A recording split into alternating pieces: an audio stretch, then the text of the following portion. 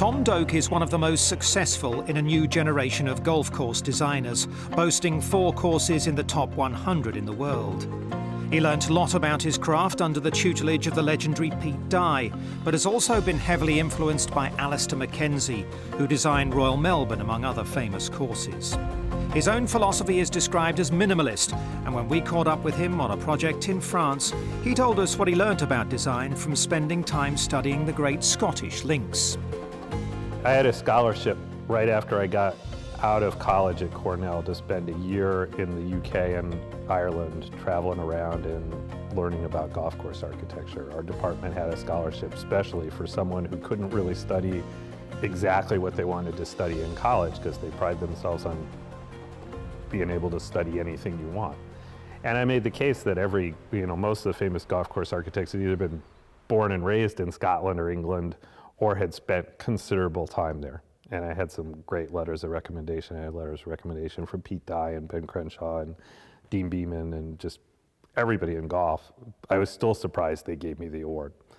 So when I got over, I caddied in St. Andrews for a couple months. I was actually supposed to work on the grounds crew at St. Andrews, but it was a recession and they couldn't, it's a town golf course. They couldn't not hire somebody from town. But I spent a lot of time with Walter Woods, who was the greenkeeper there for 20 years. And he taught me a ton about what you would call sustainability now. They didn't really have a name for it then, but Walter was pulling kelp off the beach off the harbor at St. Andrews, putting it out by his sheds to dry, mixing it with sand and making his own fertilizer. He did that a lot because he's a very practical Scotsman and he didn't have a big budget and that was the best he could do to get fertilizer. But it was a way different approach than I'd seen in the States. It was a way different approach to golf in general. It's just much more a part of life, much more affordable, much less, not just a game for people with money. You didn't have to be of a certain class to play. Everybody played.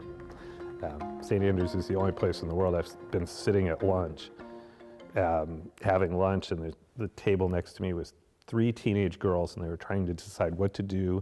And at the end of the conversation, they decided to play golf. You would never see that anywhere else. Tom's courses range from rugged West Coast examples in North America to spectacular clifftop courses in New Zealand.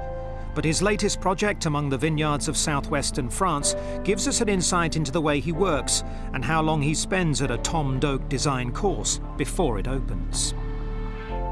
This trip I'm on right now, I've been to New Zealand for a week, China for 3 days, and France for a week, and that's a hard life to live. It sounds glamorous, but that's a lot of time changes. Typically, I'll go to sites for a few days at a time when I go. I don't make trips as often, but I go for longer because I don't like to land and start making decisions left and right away. I just want to walk around and see what's been done and get a feel for how the whole place is evolving. The last time I was here, I sort of left instructions with Jonathan for 4 or 5 greens and kind of what I wanted. He has them roughed in now about what I drew. So I'm here to edit those and get them done and then walk through the next 4 or 5 so that when I come back the next time, we can work on those the same way. That way, a lot of new jobs, I'm only there maybe 20 days during the construction, and yet I see every single green get built because these guys are really good and really fast. To edit, once they've got everything roughly in place, takes a half a day or a day in order to get it just nailed right and put the irrigation in and let's go on to the next hole.